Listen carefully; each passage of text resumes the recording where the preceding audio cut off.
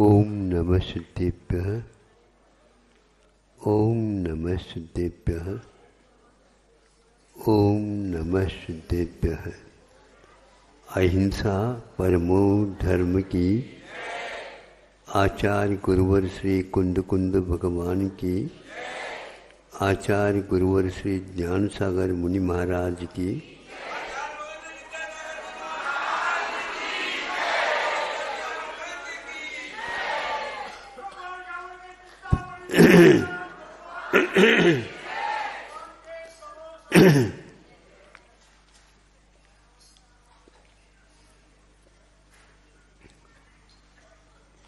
आत्मा का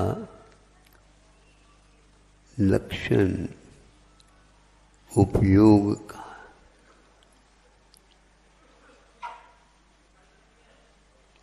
उपयोग के अभाव में हम कभी भी आत्मा की खोज नहीं कर सकते। दुनिया के सारे यंत्र मिल जाएं तो भी आत्मा को पाने की कोई क्षमता उसके पास नहीं। हम किसी वस्तु को आत्मा कह करके बोल भी नहीं सकते जिसके अभाव में।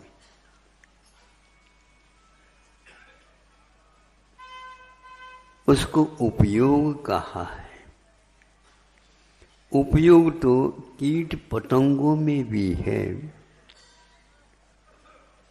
किंतु मनुष्य अथवा जिसके पास संजीवन है, मन है, वही कथनचित पहचान सकता है। हमें आत्मा को देख करके दूसरे के सामने इसको परिचय के लिए रखना, ये हमारा अविवेक माना जाएगा। हमें अपने आप को पहचानना है तो वह इसलिए पहचानना कि हम अन्य पदार्थों से हट करके अपना जीवन व्यतीत करें। आप लोग जीवन व्यतीत तो कर रहे हैं, जीवन अतीत भी हो रहा है, भविष्य सामने भी खड़ा है, लेकिन इससे संतुष्टि नहीं मिल पाएगी। उपयोग के माध्यम से हम आत्मा को जान भी लेते हैं, किंतु उसे पा नहीं सकते। जानना अलग है और पाना अलग है। इसलिए अब उस ज्ञान की भी मुझे इच्छा नहीं लगती, क्योंकि उसके माध्यम से मैं जब तक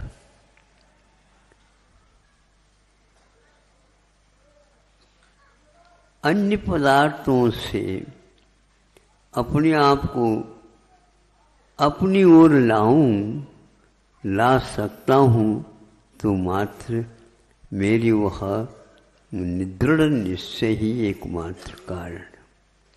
इसलिए आपको अपने आप को पाना है तो दूसरे की चिंता पहले न करिए, क्योंकि आप जैसे अपने आप को भूल करके दूसरे की चिंता कर रहे हैं, सभी दूसरे की ही चिंता में हैं। अपने आप के कारण किसी को चिंता होती नहीं और आंखों में पानी नहीं आता। मैं उस आंखों के पानी को पहचानना चाहता हूँ, वह एक मात्र अपने लिए है। हाँ, दूसरे के दुख को दूर करने के लिए वह बार बार कहता मैं बहुत दुखी हूँ, उसके लिए भी मैं उसके दुख को उसकी उस वेदना को दूर करने के लिए मैं कहाँ सक्षम हूँ, ऐसा थोड़ा सा भी सोचता हूँ तो उसके दुख में अनुपात में कमी आ जाएगी। यदि आप ये करना चाहते हैं, करते हैं, बहुत बहुत ही बड़ा काम हो गया आपका। हम अपने लिए भी रोए, अपने आप की उपलब्धि नहीं हो पा रही इसलिए प्रभु के सामने। और मैं दूसरा व्यक्ति जो दुखी है, वह चाहता है कि मेरा दुख दूर हो जाए, उसके लिए मैं कुछ भी तो नहीं कर सकता। नहीं कर सकता ऐसा नहीं, 2 आंसू तो हम वहां पर छोड़ सकते। ज्ञान बहुत चिल्लाता है, मैं जानने वाला हूं। ज्ञान चिल्लाता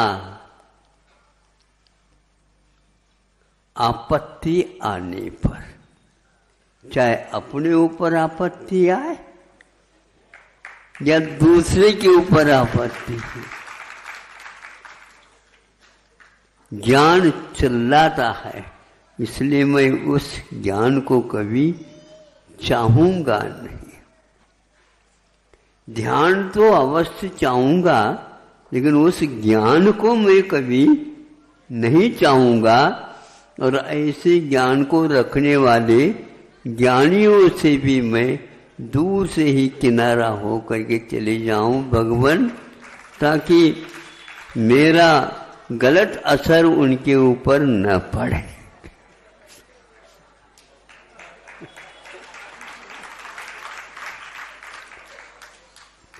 असर बहुत जल्दी सर होने के कारण पड़ता है। असर हमेशा हमेशा पड़ता है। क्यों पड़ता है? सर होने से पड़ता है। मैं प्रभु के चरणों में सर झुकाना चाहता हूँ और उस असर से मैं दूर होना चाहता हूँ। अब आगे ज्ञान जब चिल्लाता है, आपत्ति आने पर, अब आस्था क्या कहती है? आस्था बोलती नहीं है, किंतु आस्था ऐसी गहरा असर कर जाती है, इसको हम पहचान नहीं पाते। हर कार्य को ज्ञान करता है ऐसा कहा जाता है। आत्मा हमेशा नींव में रहती है और ज्ञान शिखर के ऊपर ये जाकर के बैठना चाहता है। वहां पर जाकर के वह लुढ़क करके नीचे तो उसको आना ही पड़ेगा, क्योंकि ज्ञान ने आस्था के सामने आज तक सिर नहीं झुकाया है। उसको झुकाना चाहिए। इसलिए आस्था है। मूक माटी में सुनते हैं, कोई पंक्ति आती है, जहाँ आस्था है वहाँ रास्ता है।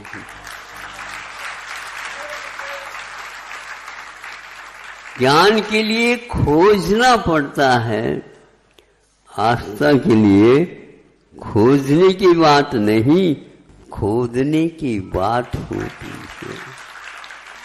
हम खोज न करें, अपने ओझ को बिना मतलब कम न करें, किंतु हमारी आस्था जितनी दृढ़वती होती है, वैसे वैसे ज्ञान झुकने लग जाता है।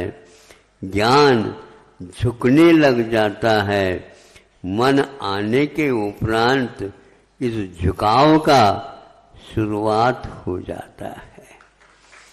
बिना मन का झुकना कोई झुकना नहीं और न ही कुछ रुकना है। अब जाते जाइए तेली के बैल के भांति आप सोचते ही रहिए। आज की यात्रा तो बहुत लंबी हो गई। हाँ ठीक, बिल्कुल। जब आंखों का पट्टी बाहर कर देता है, अरे मैं सुबह से सोच रहा था कि मैं बहुत बड़ी लंबी यात्रा कर रहा हूँ, कर गया हूँ। आस्था की बात छोटी सी आपके सामने करके मैं इस वक्तव्य को ज़्यादा लंबा बनाना नहीं चाहता हूँ। क्या है वो यही है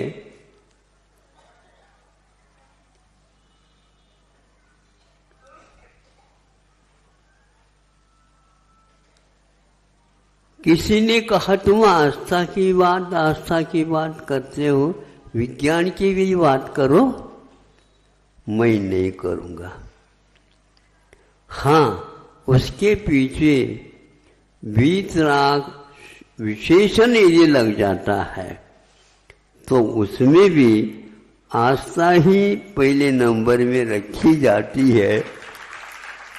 विज्ञान को उसके अभाव में कोई महत्व नहीं देता। आज का युग विज्ञान का युग है, होगा, लेकिन हम अपनी आस्था को दूसरी पार्टी में रखना भी नहीं चाहेंगे जिसके विपरीत ज्ञान को रख रखा है।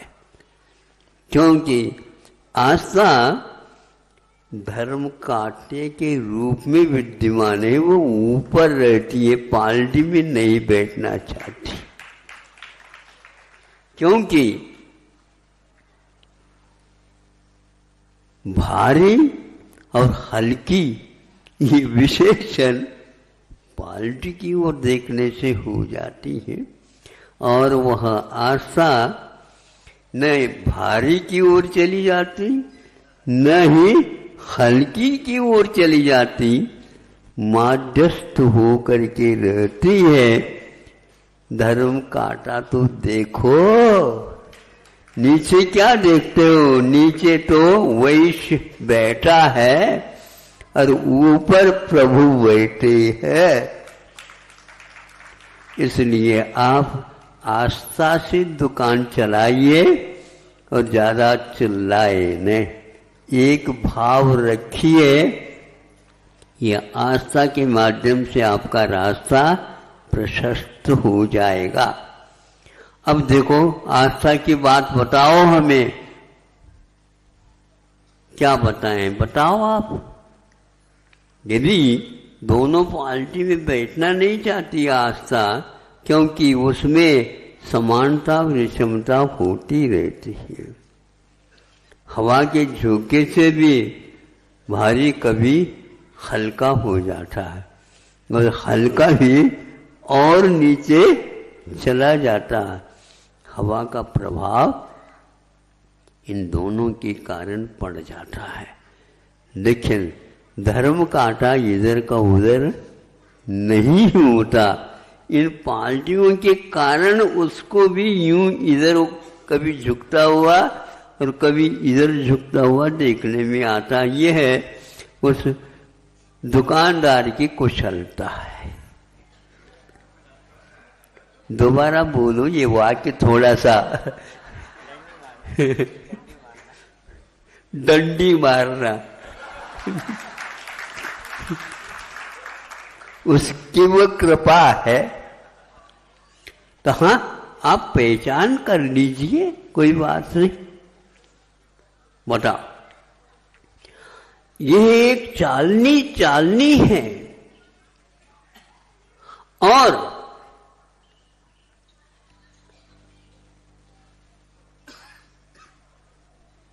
कुएं में उसको छोड़ दिया गया है और डोर रस्सी बंधी है उसमें, जैसे तिपाई जैसी।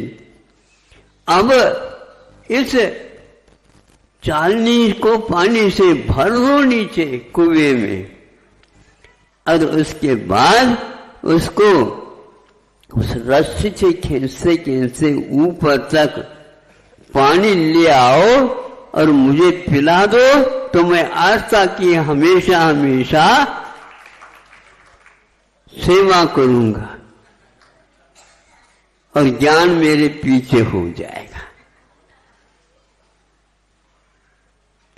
ठीक है, जैसी आपकी इच्छा। इच्छा क्या कहते हो, इसमें तो फेल हो जाओगे।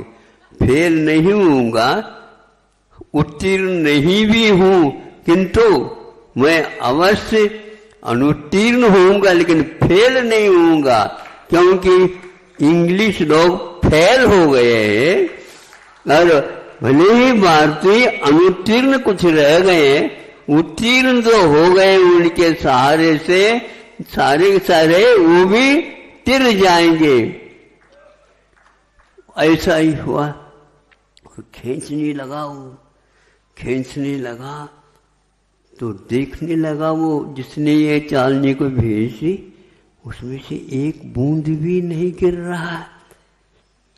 क्या हो रहा है? ये जादू कर रहा है। विज्ञान के पास जादू आ भी नहीं सकता और धर्म जादू को कभी अपने पास रखता ही नहीं, क्योंकि जादू तो जादू है।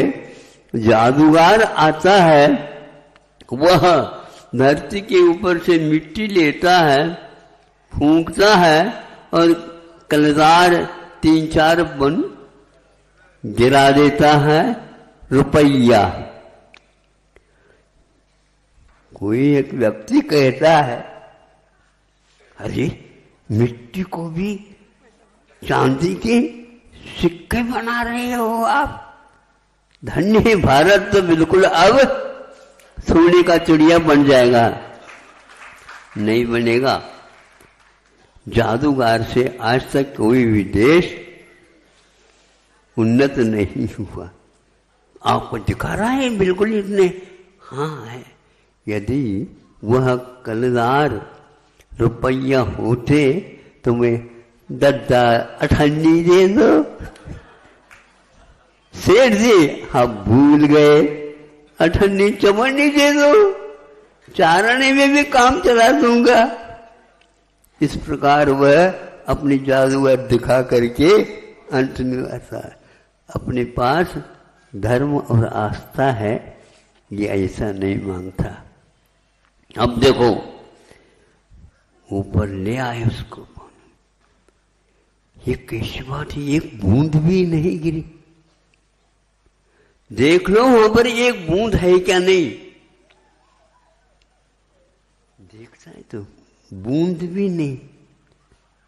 वो पानी कहाँ गया? वह पानी आस्था के प्रभाव से बर्फ बन गया।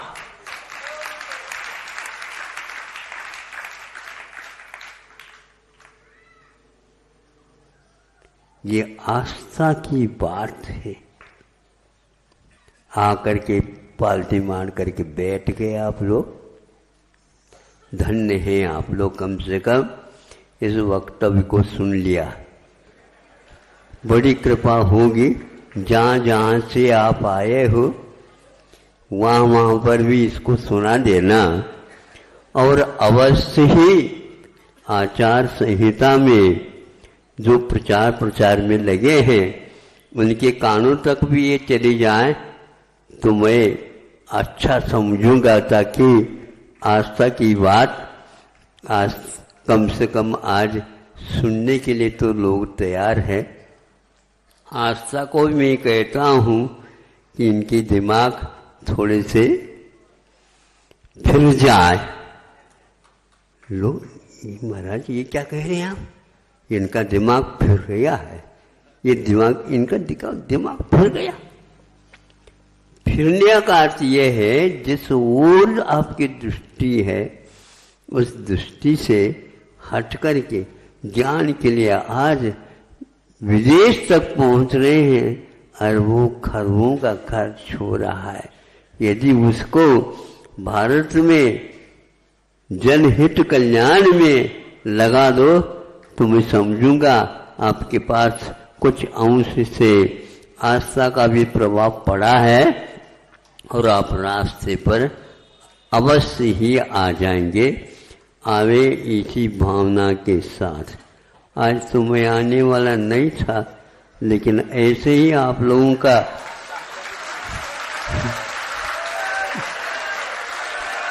अहिंसा परमो धर्म की